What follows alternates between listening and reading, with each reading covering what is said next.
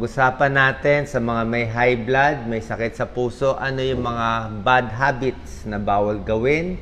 Ano rin mamaya yung 10 pagkain na dapat mas babawasan natin kung may high blood tayo. Okay? Pagkain, tsaka mga bad habits. Dito muna tayo sa mga pagkain na quote-unquote babawasan na nakakataas kasi ng high blood. O, pinakita na niya iba. Number 1, junk food. Di ba? Junk food, very salty. Maraming chips, maraming crackers, kahit vegetable chips, ang dami. Yan, 200 milligrams, isang maliit na pack din. Okay? Kaya kung pwede, iba na lang gawing snack. Pickled foods, yung mga pickles, kimchi, sauerkraut, basta yung mga preserved na minsan, as much as 900 milligrams ng salt. Kaya siya malasa. Pwede naman iba ang gamitin mo na pang ng marinade. Imbis na asin, pwede naman suka o pineapple juice o orange juice. Pwede rin. Lemon. Less sodium. Instant noodles, ang taas ng 830 milligrams. Actually, yung iba nga, yung mga Japanese, 1 gram of sodium. Ang recommended natin per day is 2 grams lang a day. So, isang noodle, parang sobra-sobra ka na. Okay? Kaya ang ginagawa ko nga, pag kumakain ako ng instant noodles, minsan merienda, wala kang makaing safe So, like kaninang umaga, nag-instant noodles ako. Ginawa ko, nilagay ko yung tubig na mainit, nandun yung alat, konti lang nilalagay ko yung alat. Yung seasoning, siguro mga a little more than 1/2, tapos tinatapong pa yung tubig. Tinatapong ko yung sabaw, kasi nandun lahat yung alat. So, pag tinapon mo yung sabaw, noodles lang kainin mo, baka hindi na 830 milligrams makakain mo, baka 200. Kaya nga yung mga bagong Japanese noodles, meron na silang salt off. Galing, no? Alam nila masama yung salt, Maraming takot sa salt, kaya nga bawas na agad sa salt. Number 4, ito talaga, processed meat, ham, sarap, bacon, hotdog, corned beef, sausage, lahat sila salty. Gaano karaming salt siya? 750 milligrams. Okay, per serving. So, almost kalahati ng required natin. Maalat. Mas okay pa, kainin mo mismo yung pork or yung beef na prito o anong luto o sinigang. Kasi nga, pag ginawa ng ham or bacon or sausage, mas maalat na. Pizza, naku, favorite natin pizza. Ano problema? Nasaan nakatago yung asin at mantika? Nandyan sa toppings. May mga pickles, pepperoni, mas maraming toppings, aabot ng 700 milligrams yung alat. Sa isang slice, Okay? Kahit yung tinapay, maalat Mamaya, papakita ko yung bread. Ang bread, maalat din. May tinapay na maalat, may tinapay na hindi maalat. Katulad nito, French bread, maalat ang French bread. Ang dami. Per slice, 837 milligrams ng sodium, matindi. Chocolate cake, bagel. Yung pandesal, I'm not sure. Pandesal natin, matamis Pero I think may salt din siya. So, ang point ko, pwede naman, pero wag lang masyado rin marami. Dito siguro, mas maganda ang kanin. Kanin, halos walang salt, di ba? Hindi mo na. Unless ginawa mo ng sinangag, dilagyan mo maraming salt Yun na rin yun. Pag may high blood, ayaw ng maalat. Ano talaga pampababa ng blood pressure? Bawas alat. Bawas timbang. Ketchup, maalat Yan ang turo sa akin ng mga kidney patients, yung mga nagda-dialysis. Lagi nila sinasabi, Doc, bawal kami ketchup. Ang dami palang salt sa ketchup. Hindi ko pala nalagay dito yung mga fast foods. Ang alat, grabe. Fast foods, hindi ko na babanggatin yung mga brand. Basta fast food na chicken, fried chicken. Yung breading, ang alat, grabe. Tikman nyo. Ketchup din maalat. Soy sauce, toyo, patis, teriyaki sauce, Worcestershire sauce. Anong suka? Anong gusto nyo? Suka na lang. Lemon na lang. Calamansi na lang. Lemon, calamansi, suka, better. O hot sauce konti. Punta ko tayo sa alat. Yung mga basil na lang. Ayan. Kape. Kape nakaka-high blood. Nakakataas ng blood pressure. Ayan, uminom siya ng kape.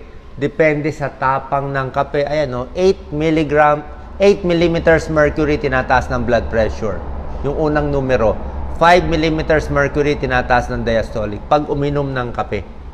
Pero temporary lang, di ba? Kaya nga, kape stimulant, mas alerto ka, mas alert. Pero nakakataas ng BP. So, may nervyos ka na, nagkape ka pa, alak din, okay? Alak, hindi siya maalat, pero hindi maganda sa blood pressure.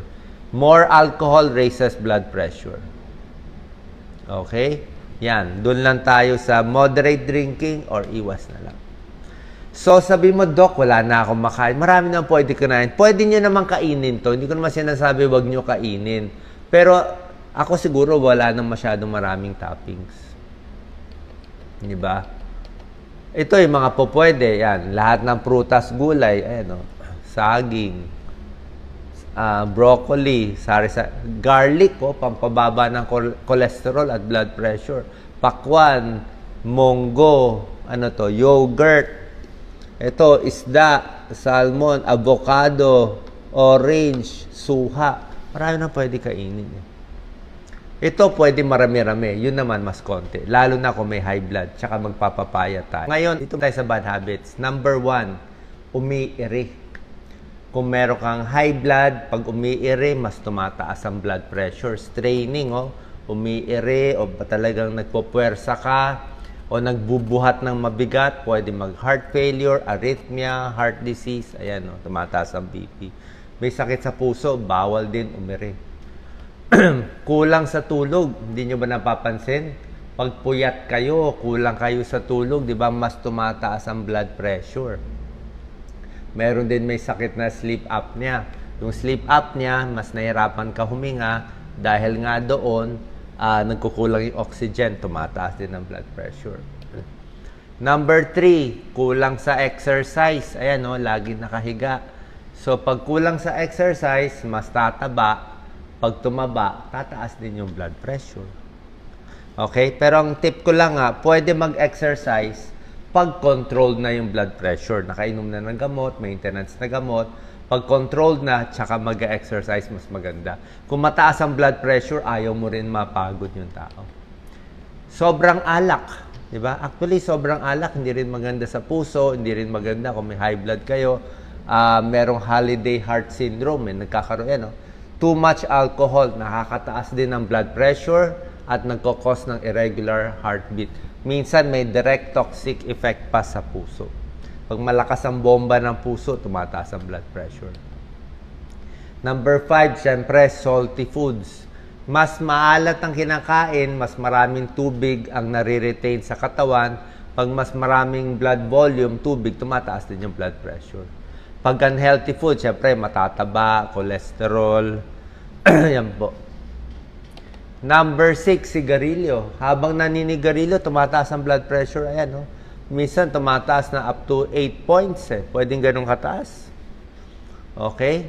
Yung iba, let's say, blood pressure mo, 140/90. Pag naninigarilyo, tataas pa plus 8. Mental health problem. Laging na-stress. Stressful sa trabaho, maraming iniisip, nalulungkot, nagpapanik. Yan, nakaka-cause din ng high blood. Diba, kung nervyos, tataas ang blood pressure, pwede rin magka-heart disease. May tinatawag din broken heart syndrome, sama ko na rin. Kung masyadong malungkot, naghiwalay, nag-divorce, pwede magkaroon ng broken heart syndrome. Lumalaki yung puso, medyo lumolobo. Delikado po to.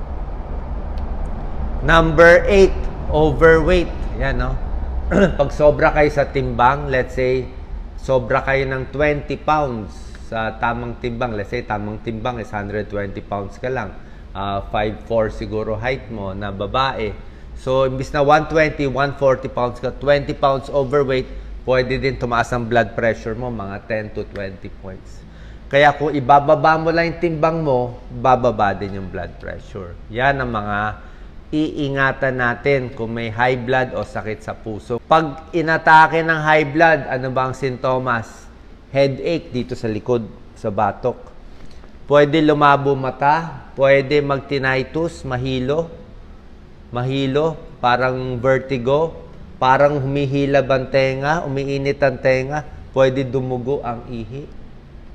Sobra taas blood pressure, pwede pumutok sa mata, pwede ma-stroke, irregular heartbeat pag mataas ang blood pressure. So, ano ang numero dapat? Pakita natin, Doc Lisa. Malapit mo ba? Normal, 120/80 and below.